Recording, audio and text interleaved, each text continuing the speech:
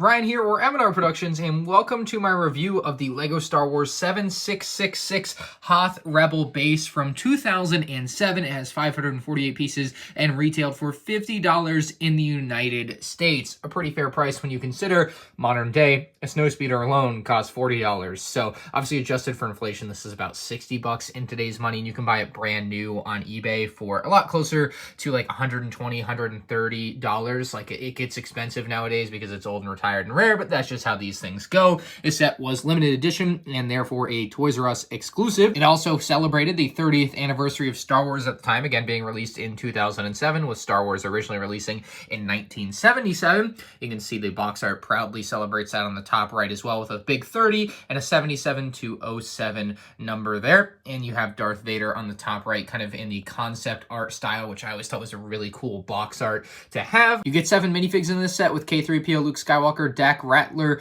2 Rebel Troopers, and 2 Snow Troopers. These figures are really nice for the time, and they really passed off well for me when I was young and got this set for Christmas back in 2007. However, they might not be so great today. They were just kind of like a stepping stone for LEGO Star Wars, I would say. The back of the box, rather simple, just kind of blocks things up and shows you different features of the Hoth Rebel Base here, as well as some other 2007 sets, including the Battle Packs, the MTT, and the Vulture Droid with Naboo Starfighter. Let's open this up and see what's inside. So it also crossed my mind that during this period of time, LEGO was doing the gold C-3PO promotion. I don't think I have a chance at getting a gold C-3PO, but hey, if that happens, that would be insane. Now, the box does have these little flap things, so you can kind of close it back up without having to have more tape for it or whatever, but let's see inside. Are there even numbered bags? No, I didn't remember if there were. Looks like no numbered bags for this set, which is going to make the build a tad bit more difficult. There's your sticker sheet for the set. More bags of parts there. No gold C-3PO as far as I can tell. So sad. I was hoping. The instruction manual, rather large. You can see it presents horizontally, but you have to place it vertically to actually build the set. And then at the back, oh boy, that's the full 2007 lineup, isn't it? Some of the boxes are disproportionate. That's weird. That is definitely weird, but that's pretty cool to see the full lineup on the back of the pack there. I wonder if there's anything. Ooh, LEGO Star Wars The Complete Saga. First minifigure up here is K-3PO, essentially a white version of C-3PO. You got a couple red marks on the torso with a gray print for the rest of the detailing on the front and back of the torso. It's a pretty simple figure. It is 2007 after all, so you're not going to see any leg printing, arm printing, or any even printing for like the eyes and the face. So pretty crazy simple figure, but it works for 2007, and getting a white C-3PO at the time for me was an awesome thing to have. Next up, we have Luke Skywalker in his pilot outfit, and again, 2007, we've got a very simple looking print for that pilot jumpsuit. It doesn't look very good by today's standards at all. It was very passable for me in 2007. I didn't think of it as bad. You may look back on it as not as good, but yeah, it was fine for 2007. No back printing is a little bit disappointing for sure. He's just got a regular gray lightsaber hilt, which this is kind of in that time between when they went from chrome to kind of the pseudo chrome, and they were just using light gray, which honestly doesn't look the best. And then you have a nicely printed Rebel helmet for him with the red markings, and he does have a unique face, and the rest of the characters you'll see will just have smiley faces, but for Luke Skywalker they gave him a nice kind of thinner look to a lot of his lines on his face, and that'll make more sense with the next character up. And that is Dak Rattler. You can see the smile on him, like just a thicker black line there, in my opinion, compared to what we see on Luke Skywalker. But this character is just incredibly simple. It's like the only thing that makes this character unique is kind of like the blue markings on the helmet there, because the torso is the same. It's just a generic smiley face, and they just happen to call him Dak Rattler. Like, it doesn't make a lot of sense to me. Like, obviously, when he's in the Snowspeeder, I guess like that's his co-pilot, right? That fair enough. But like, as far as like the actual character resembling Dak, like, not really. It's not that good in that way. So it's a fine figure for, again, little kids like I was when I got this set, but looking back on it, LEGO really missed the mark here. Oh, would you look at that? It's Dak wearing a Hoth Rebel outfit. No, that's just a generic smiley face again. The Hoth Rebel helmet for this time period I actually really liked. While it's not super accurate, it was really easy to just drop the goggles down onto the face, and they're not as oversized as the ones we would see in years to come, but they still don't really work that well. Like, they look a lot better up on the head versus down in front of the eyes. Really like the backpack that they give these troops, and the overall color scheme of these Hoth Rebel troops is awesome to me. That that tan with light gray and white. It's just a really good scheme, and it does have a decent print on the front of the torso here with some nice little details for 2007. And of course, it being 2007, this was the first year that they'd introduced these newer blasters, so I guess if you were getting the set at the time, that was something new and exciting. But certainly if you're buying this in 2020 or 2021 and beyond, not so much. And to round out the figure selection, you also get 2 snowtroopers for the Empire to kind of make their assault on Hoth.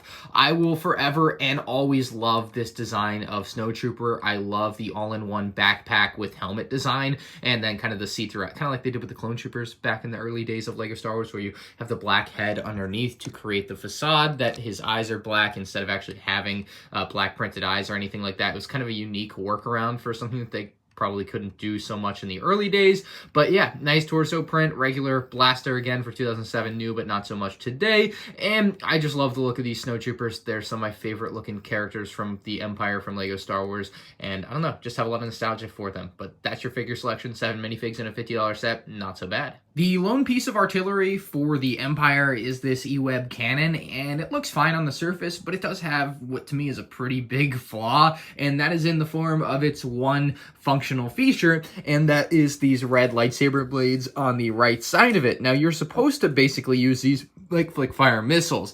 They are something that I honestly didn't remember being in the set from when I had it back in the day, and I had personally lost like very early on, and there's a reason they got lost. It's because they literally just fall out. They don't stay in there at all. Like, they are the worst thing I have ever seen made in a LEGO set as far as like a feature for a firing thing. It's not good at all. I don't like this at all.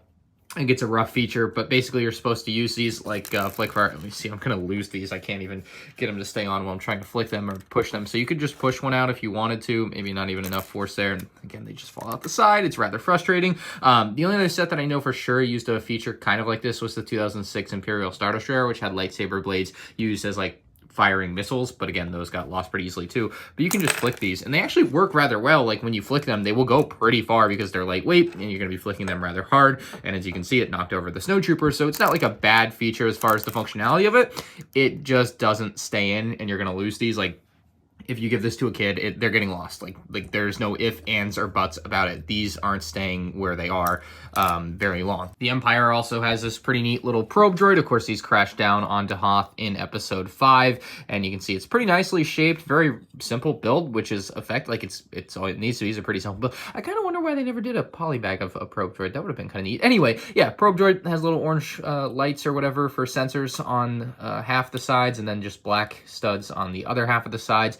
I really like this probe droid. I think it's a nice, simple build, and it fits really well in the set for your Imperials. Moving into what the Rebels have, they have one of my favorite Hoth Rebel Turret designs of all time.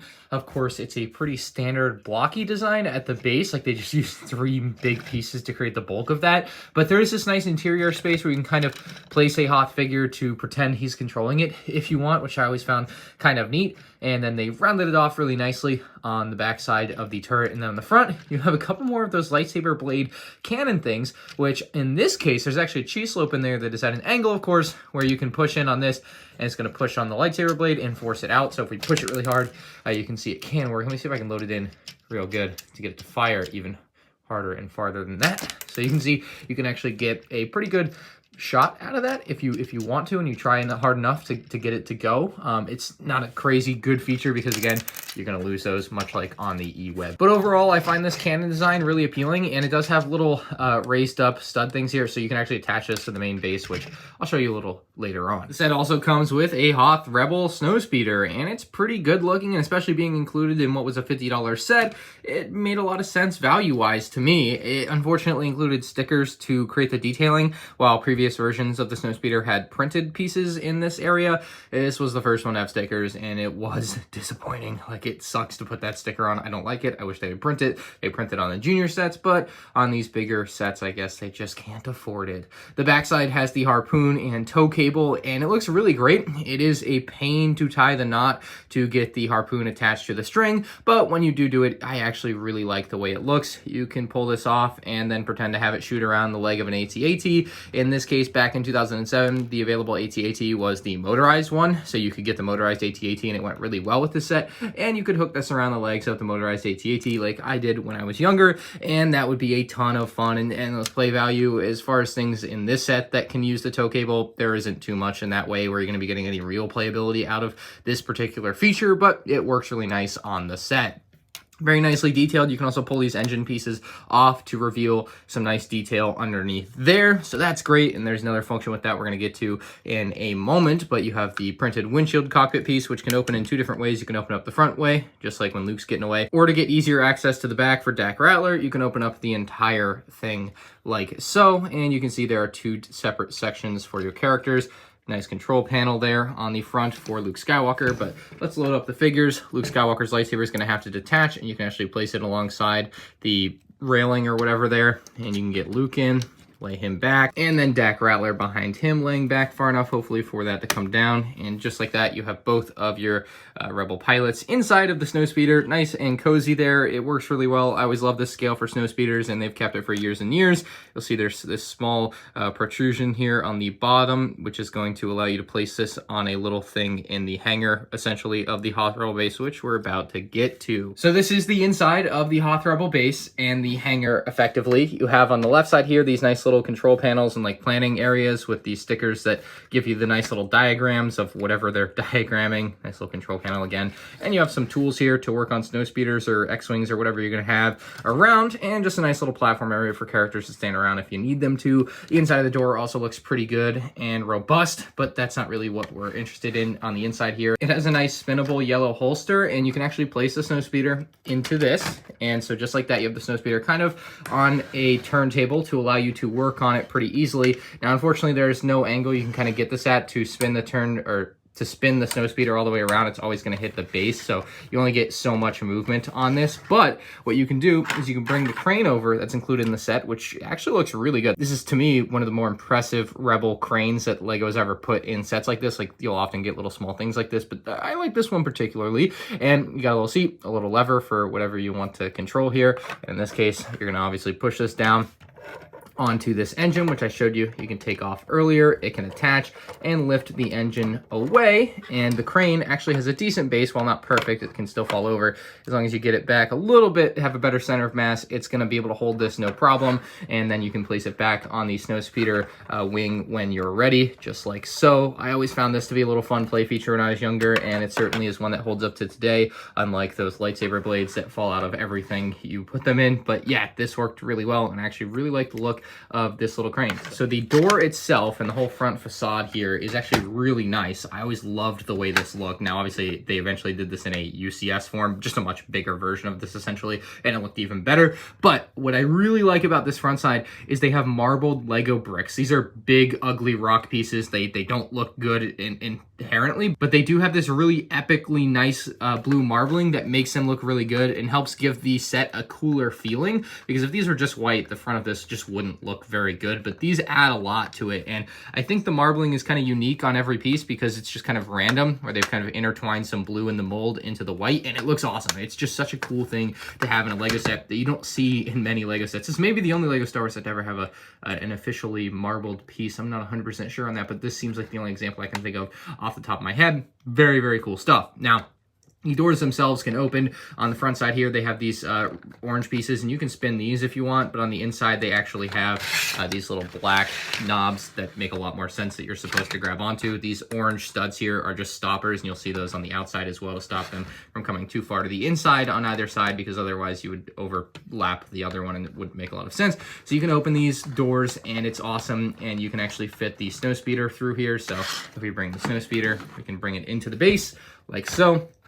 It's going to be a bit of a tight fit, but it does fit no problem in this case. So you can see there's extra space on either side. Pretty nice area there. I actually quite like that. So then you can close the doors. I always just kind of push them closed because it's just easier. But if you're like in the interest, or maybe you're doing a stop motion, you want to do one little turn at a time, you can definitely do a stop motion trying to close these doors. There's just a lot of functionality you can use these for, and I thought it was a really fun feature at the time, and it's one that really holds up to this day. It's just a really simple mechanism that works pretty flawlessly. So that one last thing I was talking about with the Hoth turret, how it has the little space up underneath it. Oh, and there go the lightsaber blades. But you can actually just attach it to the Hoth base there, see, just like that. So I don't know if that was an intended function, but it was something I certainly did when I was younger and really like, because it helps you be able to keep track of things a little bit easier, and you can pick it up with it on there and stuff. So it's kind of a nice little intended or unintended feature. I don't care, I just like it. To me, this set is just so pure. I have a lot of great memories with it, obviously, but I still think if you've never owned it and maybe don't have some of those memories yourself, it's totally worth picking up new in the box for like 120, 130 bucks